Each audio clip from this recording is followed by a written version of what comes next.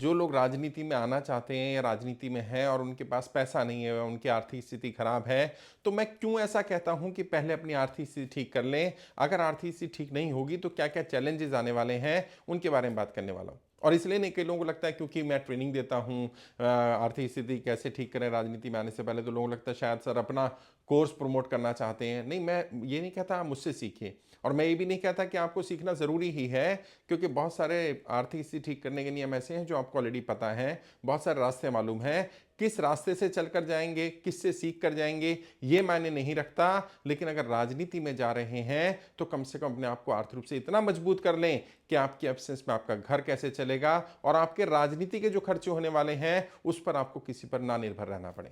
मैं अपना भी व्यक्तिगत एग्जांपल दे सकता हूं। मेरी टीम में बहुत सारे साथी हैं जो केवल और केवल इसलिए पिछले राजनीति में क्योंकि उनकी आर्थिक स्थिति ठीक नहीं थी।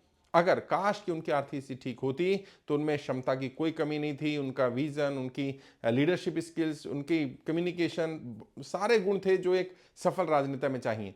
लेकिन सबसे बड़ी कमी, जो सबसे बड़ा हर्डल आया, वो आर्थिक रूप से कमजोर होना, और इतनी भी आर्थिक स्थिति ठीक नहीं थी कि वो अपने राजनीति के खर्चे उठा पाए। और कितने समय तक? कम से कम 5 वर्ष तक तो मिनिमम चाहिए होते हैं। और अगर एक बार में आप सफल नहीं हो पाए तो दोबारा और ज्यादा मेहनत से प्रयास करना होता है, तो 10 वर्ष के लिए बैकअप होना चाहिए। लेकिन उनके पास तो 1 महीने का भी बैकअप नहीं था। कई साथी ऐसे थे जिनके पास बैकअप तो था लेकिन 1-2 साल मैक्सिमम चला सकते थे, वो लोग भी एग्जॉस्ट होने शुरू हो गए। क्योंकि, और मैंने जो अपने अनुभव से ही पाया और जो दूसरों के अनुभव से पाया, राजनीति अकेला ऐसा फील्ड नहीं है जिसमें पैसा लग रहा है। हर फील्ड में पैसा लगेगा, लेकिन समस्या क्या हो गया है, वर्तमान में ना तो कार्यकर्ता फ्री वाले मिलते, वर्तमान में ना तो प्रचार फ्री में हो सकता। लोग कहते हैं सोशल मीडिया है, सोशल मीडिया का प्रचार फ्री में हो जाता है। हाँ, बात सही है, लेकिन सोशल मीडिया पर जितने लोगों तक आप पहुंचते हैं और जितने लोगों पर आपको ग्राउंड पर पहुंचना होता है, उसमें एक जमीन आसमान का अंतर होता है। मान लीजिए फॉर एग्जांपल, अभी मैं नाम नहीं लेना चाहता हूं लेकिन आप समझ जाएंगे, जो चंद्रशेखर रावण जी हैं, उन्होंने आज़ाद समाज पार्टी से महाराष्ट्र से एक ऐसे व्यक्ति को टिकट दिया जिसके मिलियंस में फॉलोअर थे इंस्टाग्राम पर और सोशल मीडिया पर। लेकिन जब वो चुनाव लड़े तो उनको कुछ 100 वोट मिले, मतलब 500-700 वोट मिले। तो हुआ क्या, मिलियंस ऑफ फॉलोअर्स होना वो एक अलग चीज़ है, सोशल मीडिया पर आपका फैन फॉलोइंग होना, आपकी वीडियो की रीच होना, आपकी रीच का वायरल होना, वो एक अलग चीज़ है। उसमें कोई दायरा लिमिट नहीं होता है, कोई कॉन्स्टेंसी बाउंड्री लिमिट नहीं होती है सोशल मीडिया पर कि यहीं के लोग देखेंगे। लेकिन जब आप चुनाव लड़ रहे होते हैं तो एक दायरा होता है, एक बाउंड्री होती है, वहां के लोगों के वोट चाहिए। अगर मान लीजिए पूरे दिल्ली की अगर बात करूं, कोई व्यक्ति पूरी दिल्ली में फेमस है या पूरे इंडिया में फेमस है और उसको 1 मिलियन या 5 मिलियन लोग फॉलो कर रहे हैं या 5 मिलियन उसके व्यूअरशिप है, तो 5 मिलियन पूरी दिल्ली के हिसाब से बहुत बड़ा नंबर नहीं है और पूरे देश के हिसाब से तो बिल्कुल भी नहीं है। और जब वो कॉन्स्टिट्यूंसी वाइज बात करेंगे तो हो सकता है जिस लोकसभा से वो चुनाव लड़ना चाहते हो वहां पर वोट ही शायद 18 लाख या 15 लाख है, और अगर आबादी की बात करें तो 25 लाख 30 लाख आबादी है। तो उनके अगर 4-5 मिलियन फॉलोअर पूरी दिल्ली में या पूरे इंडिया में हैं भी, तो कितने लोग वहां उस कॉन्स्टिट्यूंसी से होंगे। और फिर हर कोई जो आपको फॉलो कर रहा है, मैं बार बार बोलता हूं कि every one who is following is not your follower, sometime your enemies also follows you, sometime your competitor also follows you. कई लोग सिर्फ इसलिए देख लेते हैं कि ठीक है अच्छा कर रहा है, लेकिन वो सपोर्टर वोटर होगा ये जरूरी नहीं है। क्योंकि किसी को सिंपैथाइजर होने में, सपोर्टर होने में, फिर आपका फैन होने में और उसके बाद वोटर में कन्वर्ट होने में ये एक पूरी सीरीज है, समय लगता है। और समाज ऐसा है, जमाना ऐसा है, जो दिखता है वो बिकता है, जो ज़्यादा दिखता है वो ज़्यादा बिकता है, और ज़्यादा दिखाने के लिए आपको पैसा चाहिए। और सोशल मीडिया की भी कड़वी सच्चाई ये है कि सोशल मीडिया पर जो आपको दिख रहा होता है, वायरल हो रहा है, बहुत सारी चीज़ें ऑर्गेनिकली वायरल नहीं हो रही होती, उनके पीछे पेड कैंपेन चलाया जा रहा होता है। और विडंबना यह है कि हर कोई यही बोलता है सोशल मीडिया पर कोई चीज़ वायरल हो गई है तो इसका मतलब वो जेन्युइन होगी। ज़रूरी नहीं है जेन्युइन हो, कई बार फेक चीज़ें ज़्यादा वायरल हो रही होती हैं और जेन्युइन चीज़ें कम वायरल हो रही होती हैं। क्योंकि आपको अपना अगर बूस्टिंग नहीं करेंगे, अगर लगातार आप प्रमोशन नहीं करेंगे, तो आपके लाइक्स फॉलोअर्स ज़्यादा नहीं होंगे, और जिसके पेज के ज़्यादा लाइक, ज़्यादा फॉलोअर, जिसकी पोस्ट पर ज़्यादा लाइक या कमेंट नहीं होते हैं, उसकी पोस्ट को लोग लाइक नहीं करते। मतलब एक विशियस साइकिल है, एक ऐसा कुचक्र है जिस कुचक्र से बाहर निकल पाना मुश्किल है कि जब आपके ज़्यादा फॉलोअर होंगे तो ज़्यादा लोग लाइक करेंगे, ज़्यादा कमेंट करेंगे, ज़्यादा एंगेजमेंट होगा। कम फॉलोअर है तब आपको ज़्यादा ज़रूरत है, लेकिन तब कोई आपको लाइक नहीं करेगा, कमेंट नहीं करेगा, शेयर नहीं करेगा। ये तो ऑनलाइन का हो गया, ऑनलाइन में भी पैसा लगेगा, प्लस ऑफलाइन। ऑफलाइन में भी जो आप प्रचार करेंगे आपको पैम्फलेट तो चाहिए होगा ना। पोस्टर चाहिए, बैनर चाहिए, होर्डिंग चाहिए, आपके साथ चलने वाले लोग चाहिए। अगर लोकसभा का चुनाव लड़ना है तो बहुत बड़ा एरिया होता है, गाड़ियाँ चाहिए होंगी और आपके साथ जो लोग चलेंगे उनका खाने का, आपके साथ ट्रैवल करने के लिए जो पेड लोग रहेंगे, जो नारे लगाएंगे, जो झंडे, बैनर, पोस्टर लगेंगे, उस समय तो पैसा खर्च होने वाला है। अब आप कहते हैं नहीं मैं चुनाव लड़ूंगा, मेरी आर्थिक स्थिति ठीक नहीं है, मैं क्राउड फंडिंग करूंगा, जो मुझे भी लगता है कि हाँ एक प्रैक्टिकल है। लेकिन अब जनता में भी क्या आ गया है, जनता भी दो धड़ों में बढ़ गई है। पिछले अगर हम 10-12 साल से भारत की राजनीति को देखें तो नए लोगों के लिए विकल्प बहुत कम है। ऑल्दो कई लोग इंडिपेंडेंटली या अपनी पार्टी बना करके 1 या 2 सीटें निकाल लेते हैं, जीत भी जाते हैं, लेकिन क्या उनका अस्तित्व पैन इंडिया हो पाता है? क्या वो पूरे राज्य में अपना छाप छोड़ पाते हैं? नहीं। उनको उम्मीदवार तो मिल जाते हैं, उम्मीदवार खड़े भी कर देते हैं, लेकिन ज़्यादातर जगह वोट काटने का काम या अपनी ज़मानत भी नहीं बचा पाते हैं क्योंकि अच्छा परफॉर्म नहीं कर पा रहे हैं। तो समस्या क्या आ रही है? पैसे की कमी एक बहुत बड़ी कमी है। और मैं इसलिए कह रहा हूं क्योंकि मैं आपका हितैषी हूं, मैं आपका शुभ चिंतक हूं। मैं चाहता हूं कि आप राजनीति में भी सफल हों। तो सबसे पहले राजनीति में जाने से पहले लिस्टिंग कर लें कि राजनीति कौन कौन से खर्चे होने वाले। अच्छा, ये तो खर्चे मैंने वो बताया जो आप अपने लिए खर्चा करेंगे, जो मतलब राजनीति के लिए खर्चा करेंगे। राजनीति में रहकर भी आप इंसान तो हैं, आपका परिवार तो है, आपके परिवार की जिम्मेदारियां भी हैं, बच्चे भी हैं, बच्चों की पढ़ाई लिखाई होगी तो उनके स्कूल की फीस भी होगी। अब आप कहेंगे नहीं हम तो बच्चों को सरकारी स्कूल में पढ़ाएंगे, ठीक है पढ़ाइए, लेकिन बच्चों को ट्यूशन की व्यवस्था होगी, बुक्स की ज़रूरत होगी, बच्चों को यूनिफॉर्म चाहिए होगी, बच्चों को कहीं लेकर के जाएंगे, खाने पीने की ज़रूरत होगी। अब ऐसा तो नहीं ना हर चीज़ पर आप सरकारों पर निर्भर रहेंगे कि नहीं 5 किलो राशन सरकार से आ जाएगा, लेकिन वहाँ से भी सिर्फ गेहूँ चावल ही तो मिलेगा, बाकी मसाले चाहिए, बाकी चीज़ें चाहिए, उसके लिए किस पर निर्भर रहेंगे? और यदि यदि आप काबिल हैं, अगर आपको अपनी काबिलियत पर भरोसा है, तो सबसे पहले राजनीति कोई ऐसा नहीं है ना कि अभी आज राजनीति नहीं करेंगे तो खत्म हो जाएगा। और अब तो ऐसा भी कोई दौर नहीं रहा कि ये राजनीति में एक परिवर्तन का दौर चल रहा है। अब तो काफ़ी हद तक दो धड़े तैयार हो गए, दो ध्रुव बन गए भारत की राजनीति के। और मुझे लग रहा है कि बाईपोलर पॉलिटिक्स ही अब आगे अगले 10-15 वर्ष होने वाली है। एक आप पसंद करें ना करें, भारतीय जनता पार्टी लीड कर रही है जिसको एनडीए के रूप में है, एक इंडिया गठबंधन है, भले ही वो गठबंधन में तोड़फोड़ हो, दिक्कत हो, लेकिन अभी उन्हें शायद अकल आएगी। तो वो मतलब दो धड़े हैं। अब वो आप उनको सेकुलर कह सकते हैं और थोड़ा हार्डकोर पॉलिटिक्स बोल सकते हैं, राइट विंग लेफ्ट विंग बोल सकते हैं, जो जिस तरह से भी आप देखना चाहें, दो धड़े बन गए। अब ऐसे धड़े में कोई नए व्यक्ति का आना, नई पार्टी का उभर पाना, और जैसे आम आदमी पार्टी का उदय हुआ और जिस तरह से उन्होंने जो सपने दिखाए और उस तरह से दिल्ली में जिस तरह से उनका हश्र हुआ और अभी पंजाब में भी हार होने वाली है, तो जनता को अब नए लोगों पर भी भरोसा उठ गया है। अभी मैं सुन रहा था स्वाति मालीवाल जी जो अरविंद केजरीवाल जी के साथ थी, उन्होंने जो बातें बताई बड़ी शॉकिंग थी। मतलब उन्होंने कहा कि अरविंद केजरीवाल जी के जब मैं घर में गई, जब मेरे संबंध ठीक थे उनसे, तो मैंने तो घर देखा है, हाँ बिल्कुल शीश महल ही है। और अरविंद केजरीवाल जी खुद बताते थे कि हम तो ये 5 करोड़ के पर्दे, पूरे घर में 5 करोड़ के पर्दे लगवाए हमने। कालीन जो उनके ड्राइंग रूम में लगा था 50-55 लाख का कालीन है, और प्राउडली बताते थे। जबकि स्वाति जी ने कहा, पता नहीं उन्होंने सच कहा कि झूठ कहा, उन्होंने कहा कि जब मैंने पूछा अरविंद जी से कि अरविंद जी इसकी ज़रूरत नहीं है, उन्होंने कहा नहीं दिखाना पड़ता है, हम बड़े लोग हैं, इससे दबाव पड़ता है सामने वाले पर, उसको लगता है कि हम बड़े हैं तो हमारा वर्चस्व बना रहे, तो ये सब चीज़ें ज़रूरी हैं। अब मुझे नहीं मालूम ये सच है या झूठ है, या अरविंद केजरीवाल जी के खुद के विचार ऐसे बने बाद में, या किसी शुभचिंतक ने उनके विचार ऐसे बना दिए, किसी खास ने उनके विचार बदल दिए, मुझे नहीं मालूम। क्योंकि जिस अरविंद केजरीवाल से हम जंतर मंतर पर मिले थे, वो अरविंद केजरीवाल तो बिल्कुल अलग थे, अगर जिस तरह से स्वाति जी जो बात कह रही हैं। तो अब जनता ने ये भी देख लिया कि नए लोग आते तो हैं, बदलाव करेंगे, ये करेंगे, वो करेंगे, लेकिन at the end of the day वो राजनीति वैसी हो जाती है, और वो फिर करप्शन करना शुरू कर देते हैं। और ऐसे एक बार नहीं, ना जाने कितनी बार जनता ठगी गई है। तो जनता को लगने लगा जब यार राजनीति ही करनी है और राजनेता को ही चुनना है, तो ये लोग जो ट्रेंड है बीजेपी कांग्रेस वाले, तो बहुत अच्छे पॉलिटिशियन है, उनसे बढ़िया राजनीति कोई नया बंदा तो नहीं कर सकता है। और जब राजनेता को चुनना है तो उनमें से किसी को चुना जाए। और इसीलिए ज़्यादातर जगह आप देख रहे हैं या तो इंडिया गठबंधन के लोगों को चुना जा रहा है या एनडीए के लोगों को। नए लोगों के लिए स्पेस अब बहुत कम है, पहले भी कम था, ऐसा नहीं कह रहा हूँ कि पहले बहुत ज़्यादा लोग इंडिपेंडेंट जीत जाते थे, लेकिन पहले छोटी छोटी पार्टियों का बहुत उदय हुआ, पार्टियों ने अपना सर्वाइवल कर लिया, अब वो स्थिति नहीं बची है। तो ये तो वो है जो ज़रूरी खर्चे आपको अपने राजनीति के लिए करने हैं, अपने घर के खर्चे करने हैं, अपने ऊपर खर्चा करना है। आपका ड्रेस अच्छा होना चाहिए, क्योंकि इज्जत पाने के लिए इज्जत पाने लायक दिखना भी पड़ेगा। क्योंकि समाज, ये भी कड़वी सच्चाई है, विडंबना है कि समाज आपके ज्ञान की इज्जत नहीं करता, समाज आपकी नॉलेज की, या जो आपके पास बहुत सारी ऐसी चीज़ें हो सकती हैं जो आपके गुण हैं, आपकी सच्चाई की, आपकी ईमानदारी की, इनकी उतनी कदर नहीं करता जितनी आपकी ड्रेस सेंस की, आपकी पर्सनैलिटी की, आप कैसे कपड़े पहनते हैं, आपका एक्सेसरीज किस तरह की हैं, आपकी गाड़ी, आपके घर किस तरह के हैं, इन चीज़ों की ज़्यादा वैल्यू करता है समाज। समाज को लगता है कि जो व्यक्ति खुद ही संपन्न नहीं है, खुद ही कमज़ोर है, वो हमारी लड़ाई कैसे लड़ पाएगा। और पुराने ज़माने में जो दिखाया जाता था मूवीज़ में कि वो हीरो आता था, गरीब परिवार से होता था, कोई बड़ा परिवार वाला सामंतवादी सोच का व्यक्ति वो अत्याचार कर रहा होता था, वो खड़ा हो जाता था और पूरा गांव उनके साथ हो जाता था।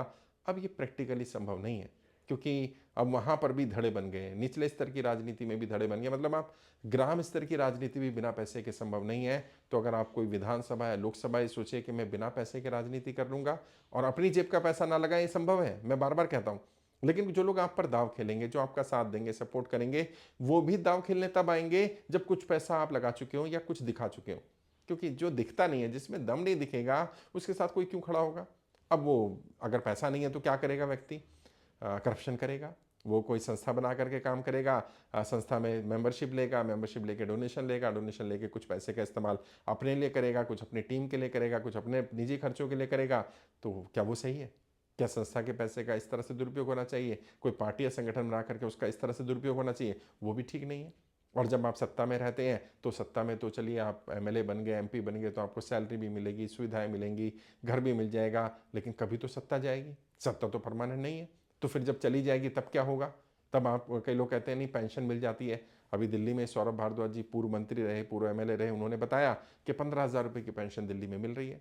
कई जगहों पर हो सकता है 25,000, 30,000, 50,000 मिल रही हो, लेकिन जिस स्टैंडर्ड को वो मेंटेन कर रहे होते हैं जब मंत्री के रूप में, एमएलए के रूप में, उसके बाद जब उस पद से हट जाते हैं तो उस स्टैंडर्ड को मेंटेन कर पाना असंभव हो जाएगा। कम से कम पेंशन में तो नहीं खर्चा हो सकता। और जो ईमानदार है, जिसको ईमानदारी से राजनीति करनी है, वो तो फिर फेल हो जाएगा।